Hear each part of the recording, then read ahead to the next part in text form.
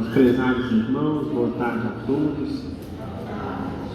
Pedimos a todos o favor, a gentileza de desligarem os celulares ou colocar no modo silencioso. Obrigado.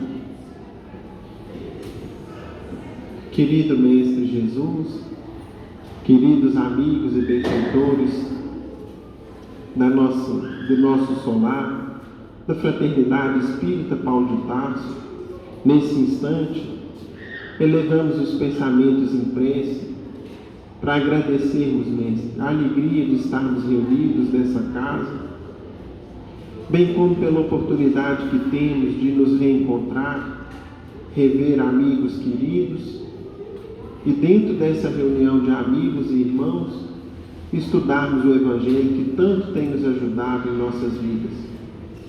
Pedimos ao Senhor que traga bênçãos a todos nós aqui presentes, encarnados e desencarnados, em conformidade com as nossas necessidades, o nosso merecimento, acrescidos pela misericórdia divina.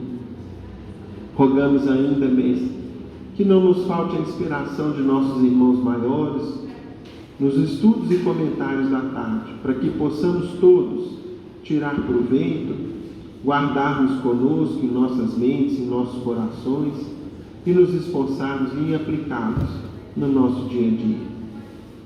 Pai nosso, que estás nos céus, santificado seja o vosso nome. Venha a nós o vosso reino, seja feita a vossa vontade, assim na terra como nos céus. O pão nosso de cada dia dá-nos hoje, Senhor. Perdoa as nossas dívidas, assim como perdoamos aos nossos devedores. Não nos deixeis cair em tentações. Livrai-nos do mal, porque vossos são o reino, o poder, a majestade e a glória, hoje e sempre. Que assim seja. E com a nossa prece, em nome de Deus, nosso Pai, Jesus, nosso Mestre amado, e de Paulo de Tarso, patrono de nossa casa, damos por iniciar a reunião de estudos evangélicos da tarde, na santa paz do Senhor, que assim seja. Meus irmãos, hoje nós vamos dar continuidade aos estudos do capítulo 16 do Evangelho segundo o Espiritismo. Na semana passada nós estudamos os itens 1 e 2. O capítulo 16, não se pode servir a Deus e a Mamon. E no último sábado estudamos sobre a salvação dos ricos, nos itens 1 e 2. E hoje no item 3 nós vamos estudar o subtítulo Preservar-se da avareza. É uma mensagem que está no Evangelho de Lucas, em seu capítulo 12, versículos 13 a 21. E nessa passagem o evangelista nos grafou o seguinte trecho: então, no meio da turba, um homem lhe disse: Mestre, dize a meu irmão que divida comigo a herança que nos tocou. Jesus lhe disse: ó homem, quem me designou para vos julgar ou para fazer as vossas partilhas? E acrescentou: tende cuidado de preservar-vos de toda a avareza, porquanto, seja qual for a abundância em que o homem se encontre, sua vida não depende dos bens que ele possua. Disse-lhes a seguir esta parábola: havia um rico homem, cujas terras tinham produzido extraordinariamente, e que se entretinha a pensar consigo mesmo assim: que hei de fazer? Pois já não tenho lugar onde possa encerrar tudo o que vou colher? Aqui está, disse, o que farei. Demolirei os meus celeiros e construirei outros maiores, onde porei toda a minha colheita e todos os meus bens. E direi à minha alma, tens de reserva muitos bens para longos anos. Repousa, come, bebe e aproveita. Mas Deus, ao mesmo tempo, disse ao homem: que insensato és! Esta noite mesmo tomar-te-ão a alma. Para que servirá o que acumulaste? É o que acontece àquele que acumula tesouros para si próprio e que não é rico diante de Deus. passamos a palavra para o nosso estimado amigo Tionei para que ele dê início aos comentários da tarde. Meus queridos irmãos, minhas caríssimas irmãs, conta-nos as tradições cristãs que Francisco de Assis estava capinando em frente à porciúncula que ele havia criado, uma igrejinha em homenagem a Nossa Senhora, lá no século XII, e um dos seus confessores se aproximou dele e lhe fez a seguinte pergunta: Francisco, se você soubesse que você iria morrer hoje, o que você faria? Ele tranquilamente vira-se para o seu amigo, seu confessor, seu discípulo, e respondeu o seguinte: eu continuaria capinando o meu jardim. Essa passagem, aparentemente simples, expressa de maneira bem clara e profunda os ensinamentos que Jesus nos proporciona nesse estudo dessa tarde. E nós vamos considerar, meus irmãos, minhas irmãs, que em função da brevidade da vida, nós nos preocupamos muito, nos esquecendo da brevidade da vida, com as questões de ordem material, com bem-estar material, com bem-estar financeiro. E evidentemente que isso não é um mal. Não há nada de errado em nós nos preocuparmos, em sermos previdentes, para que ao chegarmos no inverno das nossas existências, nós tenhamos as provisões necessárias para uma vida digna. Não há nada de mal nós trabalharmos afanosamente, muitas vezes, para podermos proporcionar à nossa família uma vida digna e termos uma vida digna também. Não há nada de mal no progresso que obtemos a partir dos talentos que nós reunimos com o nosso esforço digno e honesto. Não há nada de mal nas conquistas que eventualmente ocorrerem em nossas vidas em razão desse esforço.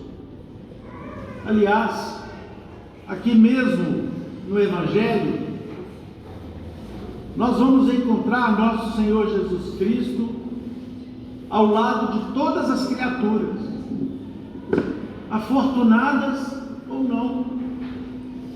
Jesus não fazia distinção de suas companhias em razão da situação moral, material ou intelectual. Ele caminhou com a gente simples, com os pescadores, com as pessoas do povo. Ele se acercou daqueles cujo coração ou cujos corações estavam repletos de sentimentos bons, desejosos de transformação, desejosos da modificação de suas vidas. O que a lição aqui nos alerta diz respeito às nossas prioridades, as prioridades que escolhemos em nossas vidas aqui na Terra, em que muitas vezes, buscando as facilidades de ordem material, nós gastamos o nosso tempo e a nossa saúde quase inteiros por alcançá-las, nos esquecendo de outras riquezas muito mais importantes do que propriamente as riquezas de ordem material. E Emmanuel, numa página muito linda aqui do livro O Espírito da Verdade, ao tratar da riqueza e da felicidade, essa relação que nem sempre é direta, nem sempre. Aliás, Jesus nos alertou quanto os riscos que a riqueza traz às nossas vidas, os arrastamentos que ela proporciona, o tempo que ela nos toma para administrá-las. E é em relação a isso que o cristão, ou o espírita cristão de hoje, precisa ter cautela. Eu me lembro, meus irmãos, de vez em quando narro isso aqui, que logo no início da minha atividade profissional como advogado, eu ainda jovem, fui acompanhar um cliente para tentar retirar o seu filho que tinha sido preso. Não vou aqui declinar as razões. Um jovem rapaz de 18, 19 anos, na época. Essa pessoa, esse cliente que eu fui acompanhar, era uma pessoa abastada, que tinha conseguido ter um sucesso enorme de cunho profissional, material, mas que estava com o coração absolutamente atordoado de perceber. E aí ele contou algumas situações que ocorria com seu filho e que lhe causava a ele, a esposa, a família, profundas tristezas. Um jovem que, apesar da pouca idade, já estava num caminho de absoluto desregramento e que causava por isso aos seus pais, especialmente seu pai muito rico, extremas dificuldades e aborrecimentos. E qual não foi a minha surpresa quando conseguimos resolver a questão do ponto de vista profissional, e ao sairmos da repartição pública onde ele se encontrava, numa delegacia de Belo Horizonte, o seu pai, o pai daquele rapaz, ao dizer qualquer coisa para ele, e não foi nem um tom repreensivo, ao dizer para ele: meu filho, olha a tristeza, a dor que você está nos causando, a sua mãe está lá chorando em casa. E o filho simplesmente respondeu para ele de maneira que eu nunca esqueci, dizendo o seguinte: o senhor não tem o direito de me corrigir e nem de levantar a voz contra mim, porque se hoje eu sou assim, é porque até hoje, na minha vida, eu não tive um pai. Evidentemente que aquele senhor silenciou, talvez de vergonha por eu estar ali perto, mas aquelas observações eu não esqueci. E a doutrina espírita, numa página muito bonita chamada Papai Rico, que eu não vou aqui declinar, narra exatamente essas inversões de prioridades que muitas vezes as pessoas mais aquinoadas acabam fazendo em suas vidas e deixando que outras riquezas pereçam em suas mãos. E é por isso que Emmanuel fala aqui nessa página do livro Espírito da Verdade a respeito da relação entre riqueza e felicidade, em que ele diz assim: há ricos de dinheiro, tão ricos de usura, que se fazem mais pobres que os pobres pedintes da via pública, que muitas vezes não dispõem sequer de um pão. Há ricos de conhecimento, tão ricos de orgulho, que se fazem mais pobres que os pobres selvagens ainda isolados nas trevas da inteligência. Há ricos de tempo, tão ricos de preguiça, que se fazem mais pobres que os pobres escravizados às tarefas de sacrifício. Há ricos de possibilidades, tão ricos de egoísmo, que se fazem mais pobres que os pobres irmãos em amargas lutas expiatórias, que de tudo carecem para ajudar. Há ricos de afeto, tão ricos de ciúme, que se fazem mais pobres que os pobres companheiros em prova rude, quando relegados à solidão. Lembra-te, pois, conclui Emmanuel, que todos somos ricos de alguma coisa ante o suprimento divino da divina bondade. E usando os talentos que a vida te confia, na missão de fazer mais felizes aqueles que te rodeiam, chegará um momento em que te surpreenderás mais rico do que todos os ricos da terra, porquanto entesourarás no próprio coração a eterna felicidade que verte do amor de Deus. Meus irmãos, a mensagem de Emmanuel fala fundo em nossas almas, toca fundo os nossos corações. A doutrina espírita é a doutrina do equilíbrio, não é a doutrina da proibição ou da censura, mas do esclarecimento. A doutrina que nos alerta, tal qual fez Jesus, até porque ela é continuidade e o resgate dos ensinos de Jesus na sua pureza e sublimidade. É a doutrina que nos resgata a razão, para a razão, e nos faz enxergar que a vida precisa ser vivida na sua plenitude, desde que compreendamos que nós não temos apenas o corpo físico e as suas necessidades, desde que compreendamos que nós também temos um espírito, e que nós temos outros tantos espíritos que dependem de nós, do nosso exemplo, do nosso cuidado, da nossa companhia, dos nossos ensinos. Jesus fez questão de mostrar,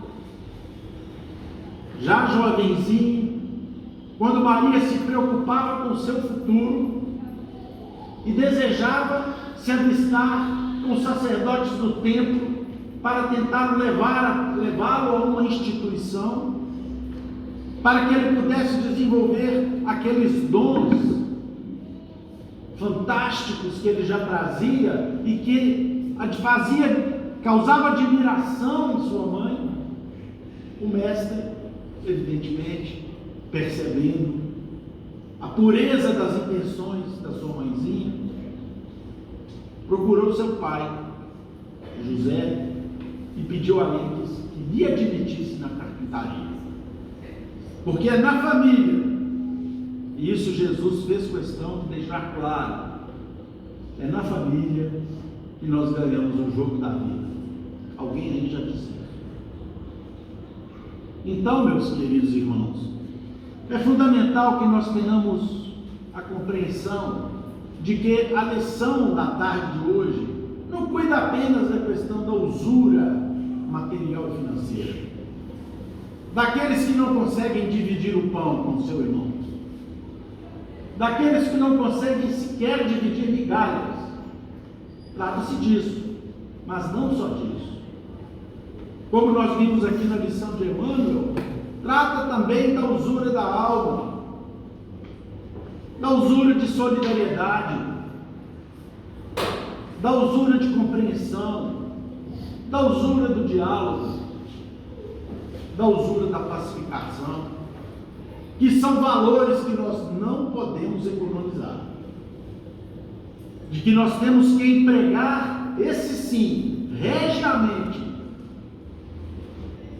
em direção ao nosso próximo, em especial aquele próximo que está juntinho de nós, convivendo conosco dentro dos nossos lares. E aqui fazemos uma menção especial a esse Instituto Universal criado por Deus, que é a família, que se reúne, que se desenvolve, tirando os planetas da primitividade e levando-os à condição de absoluto progresso. Instituição essa que tem sido, infelizmente, por muitos, não apenas incompreendida, mas atacada muitas vezes.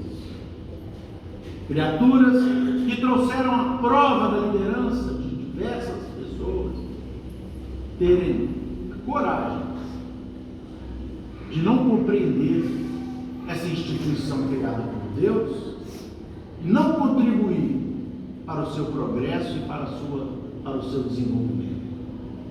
Então essa é a missão que nós espíritas cristãos precisamos compreender de maneira mais clara. Até para que, ao falarmos de caridade, façamos a nós mesmos a seguinte pergunta: será que eu estou sendo caridoso para aqueles que convivem comigo? Será que eu tenho sido caridoso para aqueles que dependem de mim? Para aquelas criaturas muitas vezes frágeis, que Deus me deu na condição de filhos? Será que eu tenho sido de fato solidário, amigo, compreensivo,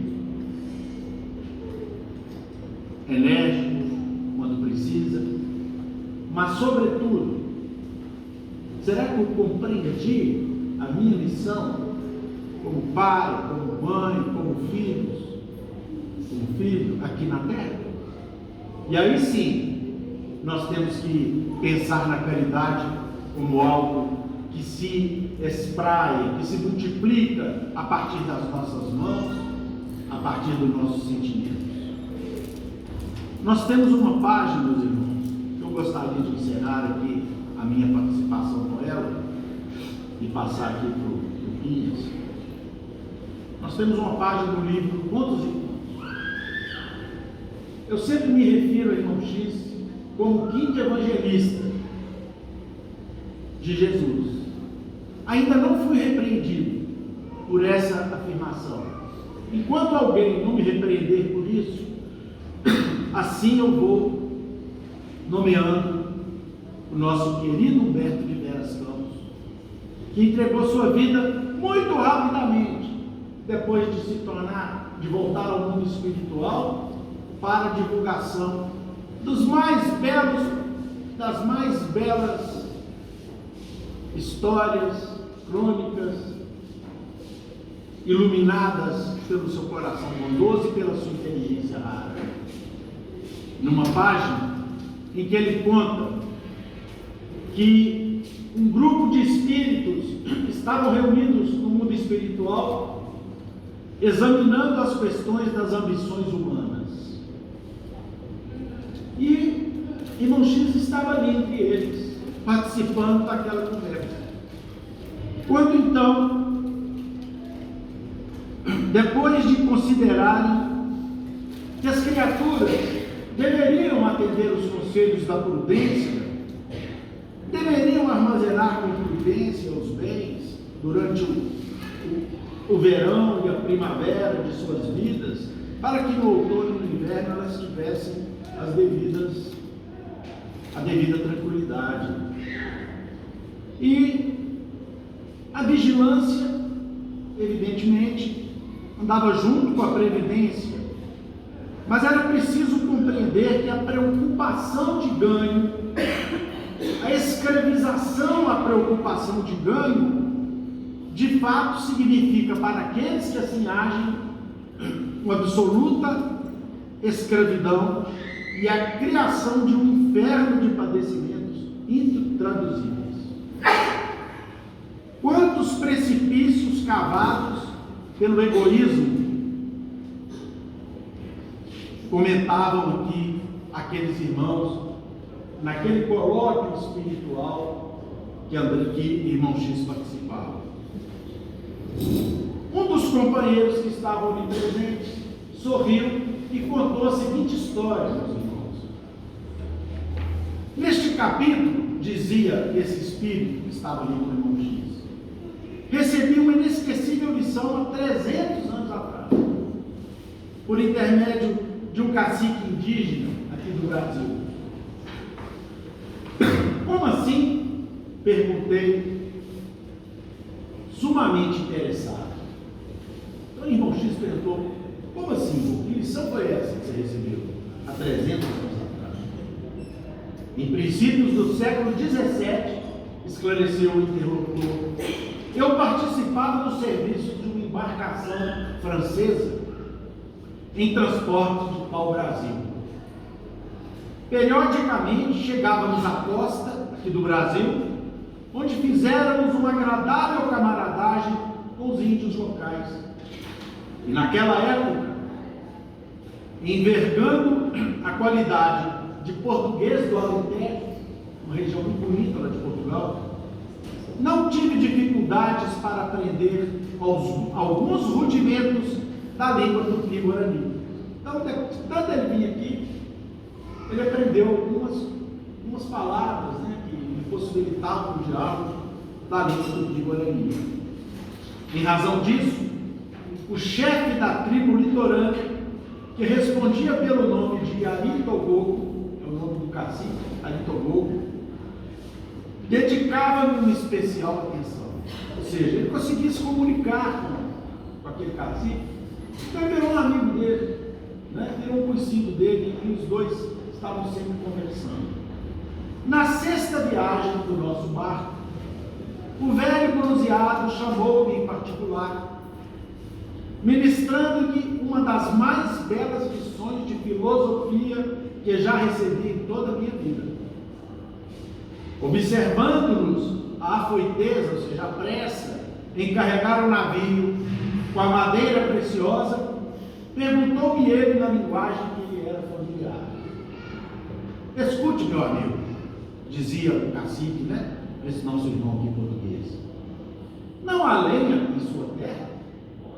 É preciso enfrentar o abismo do oceano para alimentar o fogo lá no seu lar distante? Não, Ari Togogo, respondi, esboçando um sorriso, que na realidade era a manifestação de uma pretensa superioridade, né? Uma superioridade europeia, ali diante do simples indígena. Não, Ari Togogo, a madeira não se destina ao fogão. O pau-brasil fornece tinta para a indústria na Europa. Mas para que tanta tinta? Perguntou ele assombrado. Meu caro, essa tinta é para tingir a roupa dos brancos, expliquei. Ah, entendi. Então você vem buscar a lenha para poder então repartir com o povo, exclamou o cacique. Assim como nós, índios, buscamos o remédio para os que adoecem e comida para os que têm fome. Não, meu caro, esclareci. Somos empregados de um grande industrial. Toda carga pertence a um só homem. Trata-se de um poderoso negociante de tintas que mora na França. Ari Togogo então regalou os olhos, espantado, e perguntou: que deseja esse homem com tantos paus e tanta tinta? Fazer fortuna, respondi. Alcançar muito dinheiro, ter muitas casas e muitos servidores. O chefe índio balançou a cabeça e tornou a perguntar: mas esse homem nunca morrerá? Ri-me francamente da interrogação ingênua. Não tinha nada de ingênuo, extremamente profunda, vinda de um índio, um sábio índio, Tupi-Guarani aqui do Brasil. Morrerá, respondi, morrerá, por certo. Então, disse o índio, se ele vai morrer, como nós todos, deve ser tolo em procurar tanto peso para o seu coração. Tentei corrigir a concepção obtemperando. Esse homem, Ari Togogo, está preparando o futuro de sua família. Naturalmente, ele pretende legar aos seus filhos uma grande herança, cercá-los de fortuna sólida. Foi aí que o cacique mostrou um gesto singular de desânimo e falou em tom grave que eu nunca mais esqueci. Ah, meu branco, vocês estão procurando enganar a Deus. As tribos pacíficas, quando começam a cogitar desse assunto, esbarram nas guerras em que se destroem umas às outras. O único ser que pode legar uma herança legítima aos nossos filhos é o dono invisível da terra e do céu. O sol, a chuva, são a propriedade de Deus, que por ela nos ensina as suas leis. Retirar os nossos filhos do trabalho natural é pretender enganar o eterno. Como podem os brancos pensar nisso? Nesse momento, porém, continuou o amigo espiritual, estava lá reunido, naquela reunião em que o irmão X estava, dizendo o seguinte: o comandante então chamou-me ao posto e tive que me despedir de Aritogô, para não mais voltar a vê-lo naquela recuada encarnação. O companheiro espraiou o olhar pelo céu azul, como a procurar a imagem distante do cacique filósofo, e concluiu: desde então, modifiquei de ideia de ganho. Desde então, modifiquei a minha ideia de ganho, compreendendo onde estão o supérfluo e o necessário, a previdência e o desperdício, a sobriedade e a avareza, a reserva justa e a ambição criminosa. A lição de Aritogô incorporou-se ao meu espírito para sempre. Com ela, aprendi que dominar o dinheiro e aproveitá-lo a bem de todos, socorrendo necessidades e distribuindo bom ânimo na forma de trabalho, principalmente, é obra do homem espiritualizado.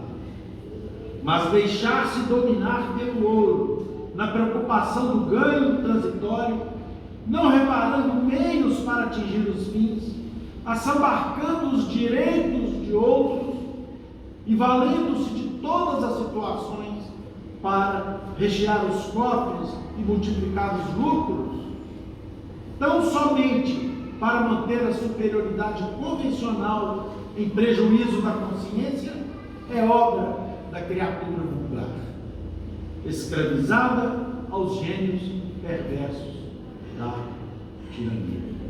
Jesus nos abençoe.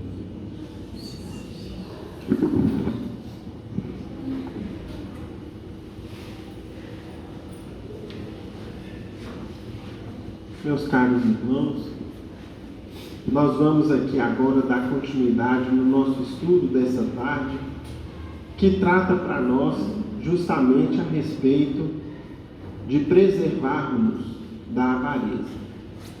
E nós vamos aqui, de maneira a dar continuidade, a dar sequência, nós vamos lendo alguns trechos dessa passagem do Evangelho de Lucas e comentando por partes. Até porque, meus amigos, em cada versículo bíblico, em cada pequenino trecho do Evangelho, muitas vezes a gente tem lições valiosas que a gente tem que se esforçar em não deixá-las para trás. Pelo contrário, aproveitá-las. Então vamos lá. O texto inicia-se com a narrativa de Lucas dizendo assim: então, no meio da turba, no meio do povo, um homem lhe disse, um rapaz se aproximou de Jesus e disse para Jesus o seguinte: mestre, diga a meu irmão que divida comigo a herança que nos tocou. Jesus lhe disse: ó homem, quem me designou, ou seja, quem me nomeou, quem que me instituiu para vos julgar ou para fazer as vossas partilhas? Então vamos lá, meus amigos. Qual que é o contexto aqui ao qual Jesus se deparou, ao qual ele foi convidado a atuar? Justamente um problema de partilha de uma determinada herança. Ou seja, possivelmente o pai daquele rapaz e de seus irmãos deve ter deixado ali haveres, bens, dinheiro, posses, propriedades, etc. E os irmãos querelavam entre si, não se entendiam. E aí, meus amigos, a gente percebe o seguinte: como essa questão é antiga na humanidade. Não é de hoje que inúmeros de nós, nesse instante da vida, que às vezes costuma ser numa determinada oportunidade, na ausência do pai ou da mãe, às vezes pegamos alguns laços de família que foram construídos ao longo de anos ou décadas, e por egoísmo, por avareza, por imprevidência, muitas vezes esses laços são o quê? Destruídos. E o que é pior, criam-se inimizades e desavenças que dificilmente vão ser reparadas naquela mesma vida. Pelo contrário, às vezes vai criar ali um problema que, conforme a doutrina espírita hoje em dia nos fala, ele vai precisar voltar para resolver. Por quê? Porque no momento, de conversar em torno do que fica para cada um, de como que se pode dividir, todos muitas vezes foram mais egoístas do que caridosos. Cada um julgava para si a parte que lhe cabia ou a parte melhor, achou que um ou outro irmão foi esperto, achou que um ou outro lhe deu prejuízo, e aí vem problemas de toda ordem. Então vejam que o Evangelho já aborda essa situação para a gente, fazendo um alerta. Ou seja, esse problema, essas dissensões em torno de herança são antigas, justamente para que a gente tenha um cuidado diante de uma situação como essa. E mais, meus irmãos, o Espiritismo vai além, porque ele vai mostrar para a gente o seguinte: vamos imaginar na posição do pai ou da mãe, que tem bens, que tem haveres, e que é indiferente, ou não se preocupa com essa situação, com o seguinte raciocínio: enquanto eu estiver aqui, tudo é meu, depois que eu for, eles que resolvam.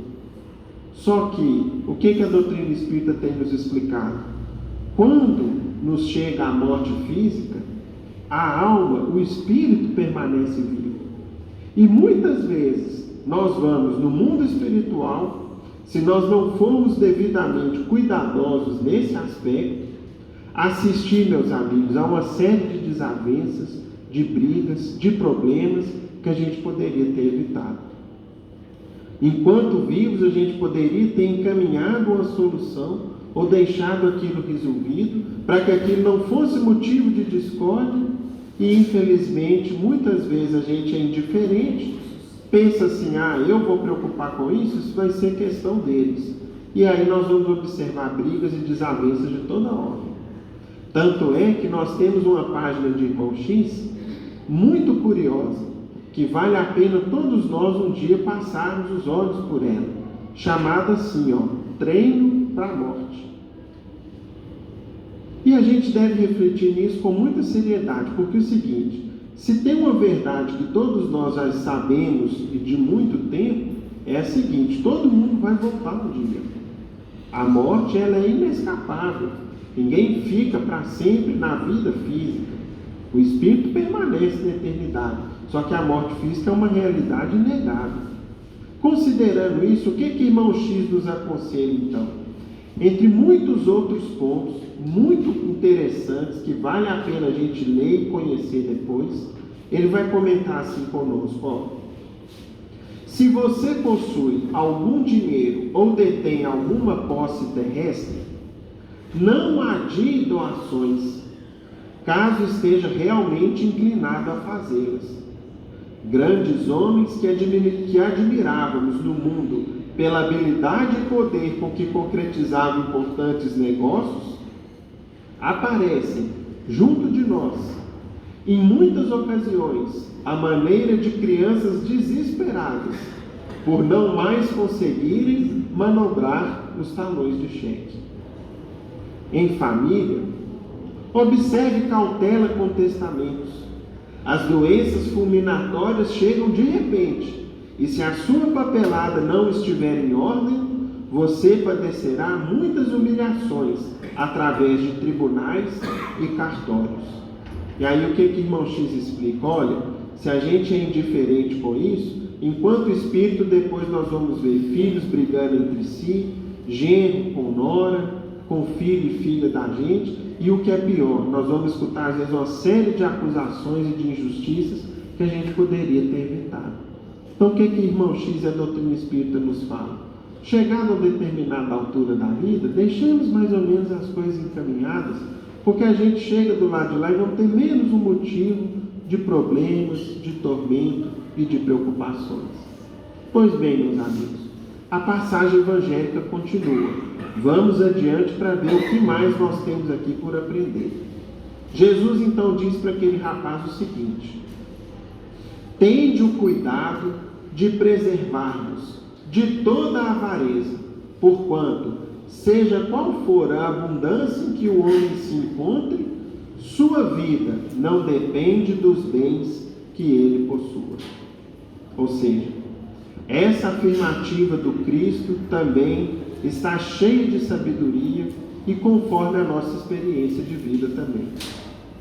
Qual de nós, que por mais posse tivéssemos, por mais condições tivéssemos, nos livramos de uma enfermidade, nos livramos de um acidente, ou estando enfermos ou acidentados, podemos nos livrar, por exemplo, do golpe da morte? Todos os dias nós vemos pessoas, às vezes milionárias ou bilionárias, que, por mais que quisessem prolongar a vida, isso simplesmente não lhes está ao alcance. Isso está nas mãos de Deus. Então, meus irmãos, é um engano a pessoa achar que, chegado a determinada condição, ou após amealhar uma determinada quantidade em valores, em bens, em posses, etc., ele poderia sentir-se tranquilo ou despreocupado, como se a vida dali por diante estivesse tranquila ou garantida, conforme nós vamos ver na parábola que Jesus contou em seguida, que foi a seguinte. E essa parábola, meus amigos, é intitulada como a parábola do avarento. Vamos ver a história que Jesus contou. Foi a seguinte: disse-lhes a seguir essa parábola. Havia um rico homem, cujas terras tinham produzido extraordinariamente. Então tratava-se aqui, de um fazendeiro, de um proprietário rural, um senhor de terras, e num determinado ano tudo deu certo. A chuva veio na hora certa, o calor, o frio, o sol, e a produção foi um sucesso, produziu muito, Possivelmente uma daquelas culturas próprias da época, como o trigo, por exemplo. E ele se entretinha a pensar consigo mesmo, assim.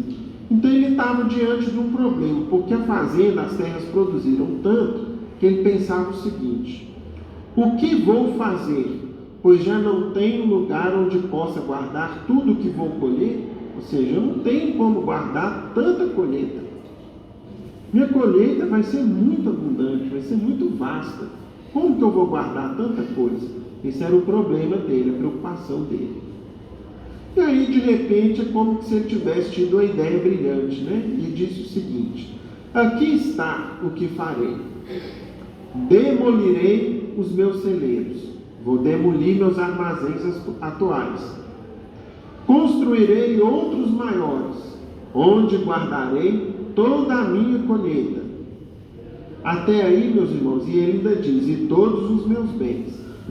Até aí é algo que naturalmente se faz.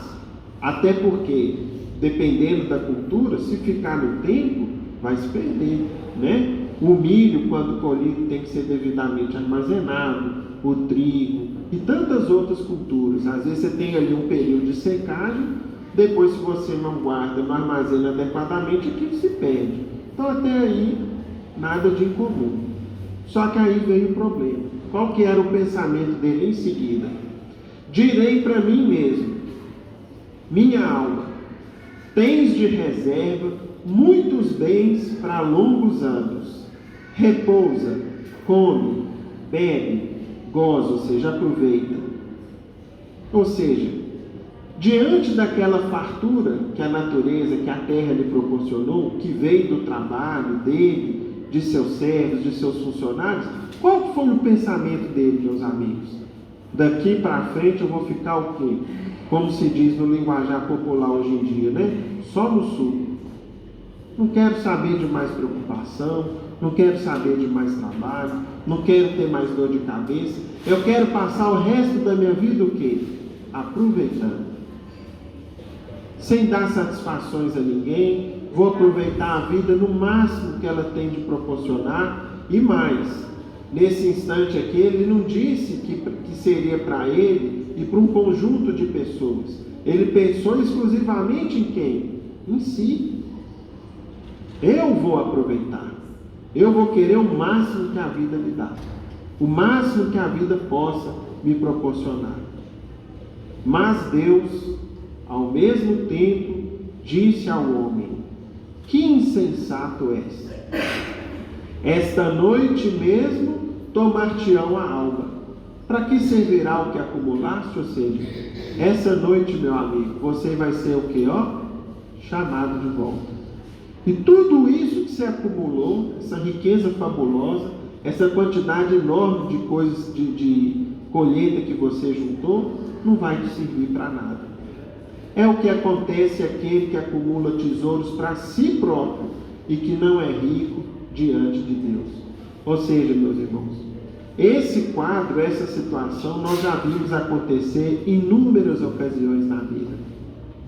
Por quê? Porque a finalidade do dinheiro e das posses materiais não se limitam a cumprirmos os prazeres ou as benesses que a vida material nos proporciona. Pelo contrário, os bens existem justamente para que, como um depósito divino, como um empréstimo de Deus, eu sempre pense em quem está à minha volta. Eu vejo a necessidade do meu irmão. Muitas vezes, a necessidade do pão, do agasalho, do remédio, de um teto seguro e digno, a necessidade do estudo, de me preparar, de educar uma criança ou um jovem, a necessidade, às vezes, de uma coletividade, consertando uma fonte d'água, aprimorando uma estrada ou um caminho, proporcionando um hospital ou uma escola, e tantas outras benesses que o dinheiro pode proporcionar, mas, entretanto, essa personagem da parábola e tantos outros ainda hoje em dia, nesse instante, pensam o seguinte: agora eu vou simplesmente o quê? Aproveitar. Vejam, meus irmãos, por exemplo, no Livro dos Espíritos, nós temos uma questão que vai abordar exatamente esse ponto, que é a questão de número 679, que diz assim: o homem que possui bens suficientes para garantirem a sua subsistência estará isento da lei do trabalho? Então vamos imaginar alguém como o personagem da parábola, ou algum de nós, que numa determinada época da vida tem o suficiente para se garantir e garantir o seu sustento. Nós então estaremos isentos de trabalhar? Resposta da espiritualidade superior: do trabalho material, talvez. Ou seja, pode ser que eu não precise mais cumprir as tarefas do cotidiano, do dia a dia, do ganho material, mas não da obrigação de se tornar útil de acordo com as suas possibilidades, nem do dever de aperfeiçoar a sua inteligência ou a dos outros, o que também é trabalho. Então está aqui respondida, meus amigos, a questão. Nenhum de nós tem o direito de se tornar inútil. Nenhum de nós tem o direito de dizer para si mesmo o seguinte: daqui para frente eu não vou fazer mais nada. Nós podemos nos isentar do trabalho material, mas se a nossa condição assim o permitir, procure o quanto antes uma ocupação útil. Algo em que você possa ajudar os seus semelhantes ou até mesmo engrandecer-se por meio dos estudos, por meio de uma tarefa muitas vezes voluntária, ou se o trabalho não nos exige a presença cotidiana, o que a gente pode fazer? Eu posso proporcionar renda e trabalho para outros, tal como nós vamos observar na situação de Zaqueu, na próxima semana, na semana que vem. Zaqueu, meus irmãos, na condição de publicano, antecipando aqui um pouquinho do exemplo que ele nos legou. ele chegou a uma situação de vida que a renda que ele tinha, na qualidade de cobrador de impostos, era suficiente para ele viver com conforto. É como se ele fosse, na época, que é hoje um funcionário da Receita Federal ou da Receita Estadual. Tinha uma renda boa, o suficiente, tinha tudo ali o que o conforto material da época podia proporcionar, só que ele percebeu o seguinte: à volta dele, próximo dele, na cidade, no lugarejo onde ele vivia, existiam dezenas de pais de família com saúde, vigorosos, aptos a trabalhar, mas faltava para eles o quê? O serviço. Foi quando então ele arrendou uma série de propriedades rurais para desenvolver atividades ali de pastoreio, de cultivo, não para que ele se tornasse mais rico, porque aquilo não lhe movia, mas para que ele desse a ajuda mais digna que a gente pode dar a quem quer que seja, que é o quê? Proporcionar um emprego no qual a pessoa ganhe com o suor do rosto. Ganhe o dinheiro, ganhe os recursos por meio do trabalho. Foi o que Zaqueu pensou e acabou fazendo. Continua a resposta do Livro dos Espíritos dizendo o seguinte: embora o homem a quem Deus concedeu a posse de bens suficientes para assegurar sua existência não seja obrigado a alimentar-se com o suor do seu rosto, a obrigação de ser útil aos seus semelhantes é tanto maior para ele, quanto maior tenha sido a cota de tempo livre que lhe coube adiantadamente para fazer o bem. Ou seja, meus irmãos, quem se veja nessa situação, todo o tempo que ele disponha vai ser cobrado dele um dia. No seguinte sentido: o que você fez com o tempo livre que você teve a partir do momento no qual você já não precisava mais trabalhar? Qual atividade útil você exerceu? O que você serviu? O que você saiu do seu conforto, levantou do seu sofá, da sua poltrona, para fazer em benefício da coletividade? E isso, meus irmãos, vai ser cobrado de qualquer um de nós. Portanto, se a vida nos levar a uma situação como essa, por exemplo, quando a gente estiver aposentado, já não precisar mais trabalhar, que eu sempre lembre e pense o seguinte: deixa eu ver o que de útil eu posso fazer para quem quer que seja. Muitas vezes, no seio da própria família, nós vamos encontrar uma série de tarefas, uma série de atividades que a gente pode desempenhar.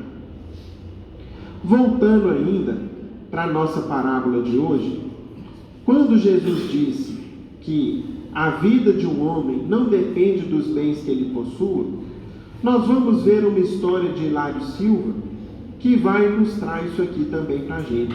Está no livro Almas em Desfile. O título dela é o seguinte: Antes de Chegar. Então vamos ver. Estávamos em tarefa de assistência na grande nave aérea que voava tranquilamente. Ou seja, Hilário Silva e outros espíritos estavam dentro de um avião que voava aqui no céu brasileiro. Lá embaixo, as montanhas mineiras mostravam a exuberância de sua vegetação. Aqui e ali, uma nuvem a espreguiçar-se, impassível. Lado a lado, conversavam dois amigos. Então o espírito de Hilário Silva estava dentro de um avião e dentro dele dois amigos conversavam o seguinte: e você, o que fará no Rio? Vou tratar da saúde. Você, o confidente dos bons espíritos, ou seja, você que é espírita, está preocupado com a saúde, como se a gente não precisasse procurar médicos, né, meus amigos? E não é o que a doutrina espírita nos pede. A gente sempre tem que recorrer à medicina, bem como às questões de ordem espiritual também. E aí foi quando o espírita respondeu o seguinte: como não? Os espíritos são bons amigos, mas um amigo não pode apagar nossos débitos. A gente não deixa de sofrer e de ter a nossa cota de dificuldades. Mas enfim, para que serve então o Espiritismo? E aí ele respondeu: olha, meu caro, o Espiritismo me ajuda a viver preparado. Para quê? Sorriu insolente o companheiro. Vocês religiosos só falam em amanhã e amanhã. E de fato, nós estamos sempre falando aqui sobre a vida futura, a vida da alma, a vida do espírito. Mas a vida é hoje, meu amigo. Ateu como sou, vivo muito melhor. Minha fazenda dá de tudo. Sou corretor e ganho também um bom dinheiro. Com ela, estou formando larga frota de caminhões em Brasília. Mas vocês espíritas são impressionantes. Pensam somente em sessões e ilusões, com os olhos no outro mundo. Olha, não é tanto assim. O que faz você agora? Ora, como há 10 anos, representa o comércio. Muitos patrões? Sim, muitos patrões. Ou seja, ele era representante comercial. E aí o ateu materialista disse o seguinte: você devia fazer como eu. Nada de dependência. Sou livre, livre. Vou onde quero e faço o que quero. Nesse ano, irei construir um arranha-céu em São Paulo, terei minha casa de repouso no Eldorado, vou comprar terreno numa das praias de Santos e comprarei novas terras em Goiás. Mas antes disso, quero visitar Nova York. Darei uma espiada na América. Já estou providenciando passagem num Caravelle, que era um avião da época. Nada de outra vida, quero essa mesma. Nesse instante, a grande cidade, embora ao longe, apareceu de todo. Então eles começaram a avistar já a cidade do Rio de Janeiro, onde o avião ia descer. O Corcovado e o Pão de Açúcar enfeitavam a natureza da terra carioca. Veja a beleza do mundo, falou o viajante materialista. Isso tem que ser aproveitado, tem que ser desfrutado. E depressa, nada de amanhã, tudo é hoje. Se você quiser esquecer essa história de mortos que se comunicam, de noite me procure no hotel onde estarei hospedado. Nisso, porém, a máquina poderosa começou a balançar para um lado e para o outro. Eles estavam se aproximando do pouso no Rio e começou ali uma turbulência, uma agitação muito forte no avião. Parecia um pássaro enorme em convulsões imprevistas.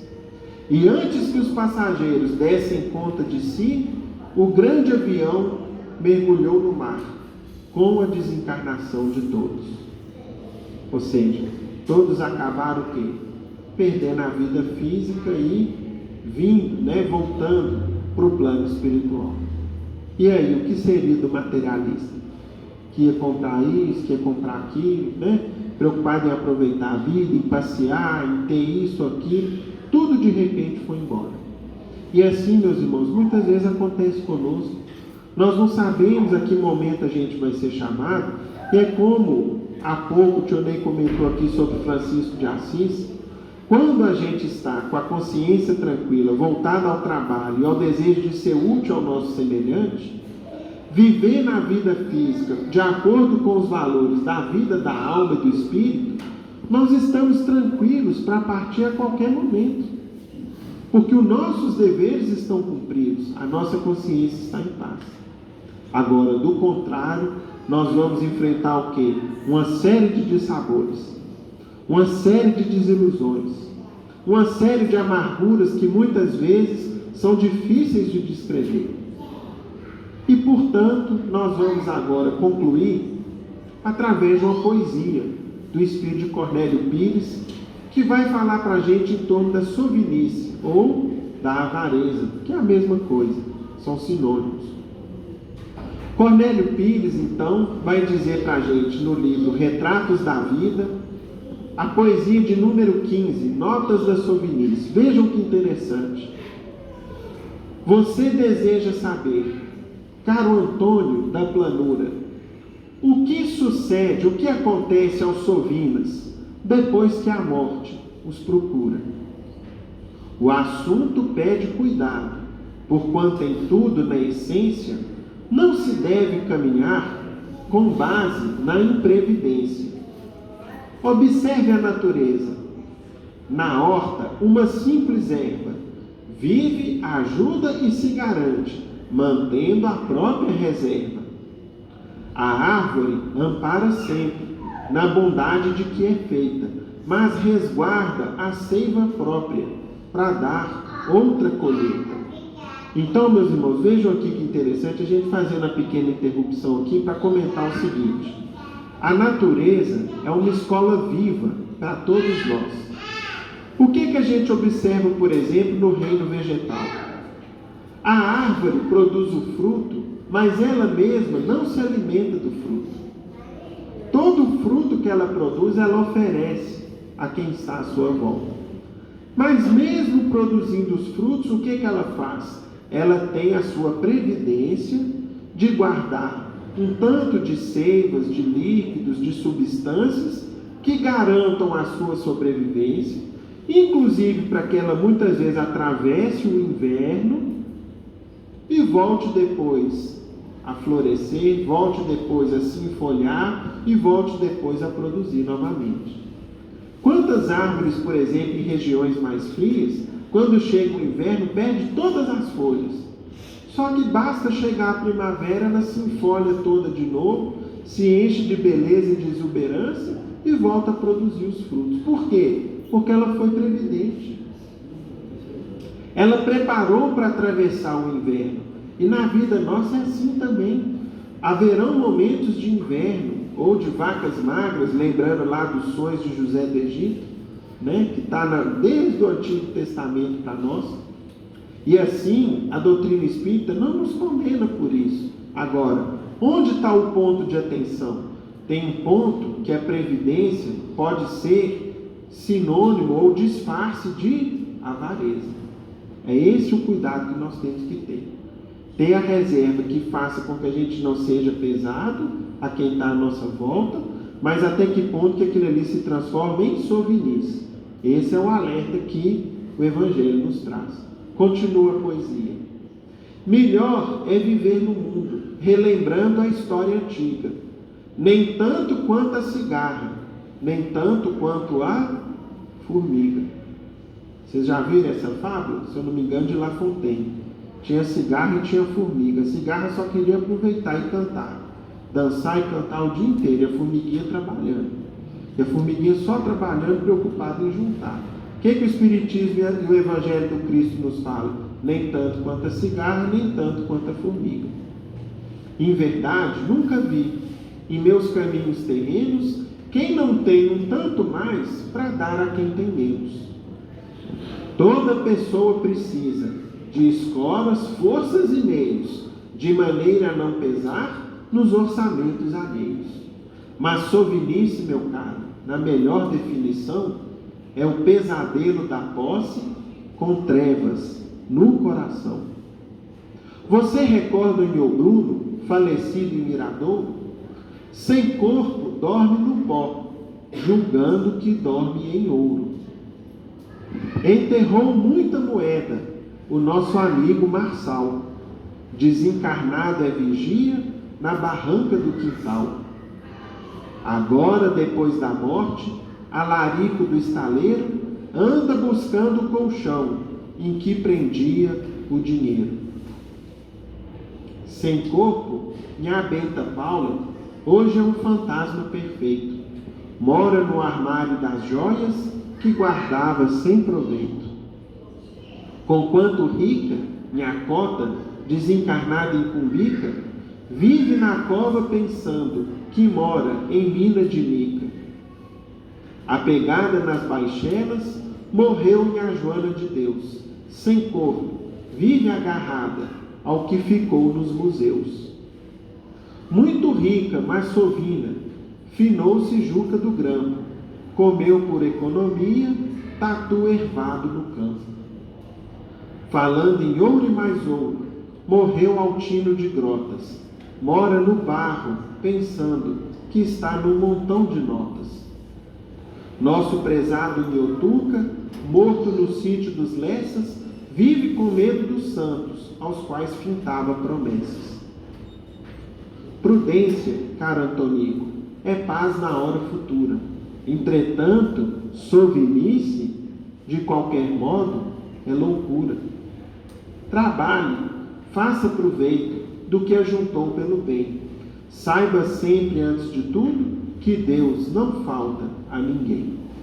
Que Jesus nos abençoe.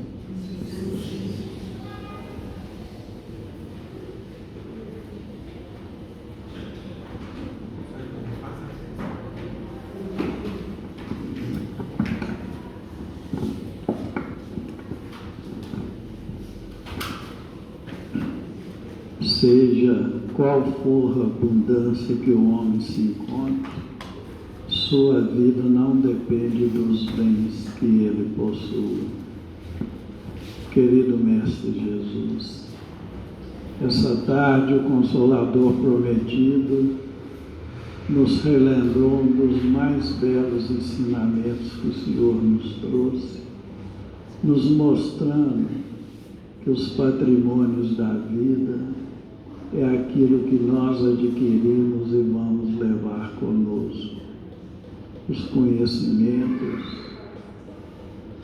e os patrimônios eternos, as virtudes, o amor ao próximo. Isso é o que mais necessitamos na nossa caminhada evolutiva.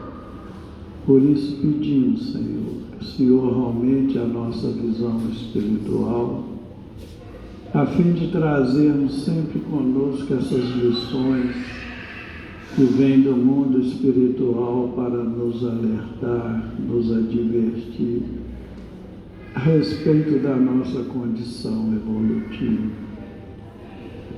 Permita-nos pedir que as vossas bênçãos se estendam sobre todos nós que aqui nos encontramos, encarnados e desencarnados, estendendo a cada um de acordo com o grau de merecimento e a sua necessidade. Ave Maria, cheia de graça, o Senhor é convosco.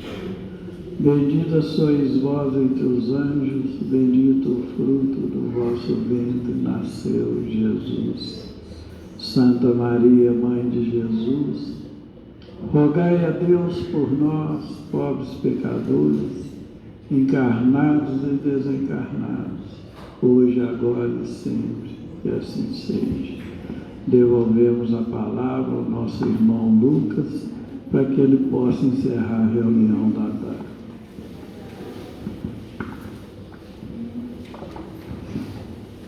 Em nome de Deus, nosso Pai, de Jesus, nosso Mestre amado, e de Paulo de Tarso, patrão de nossa casa, agradecemos ao alto e damos por encerrada a nossa reunião de estudos evangélicos da tarde, na santa paz do Senhor, que assim seja. Os irmãos que desejarem os passes, pedimos que formem a fila no salão.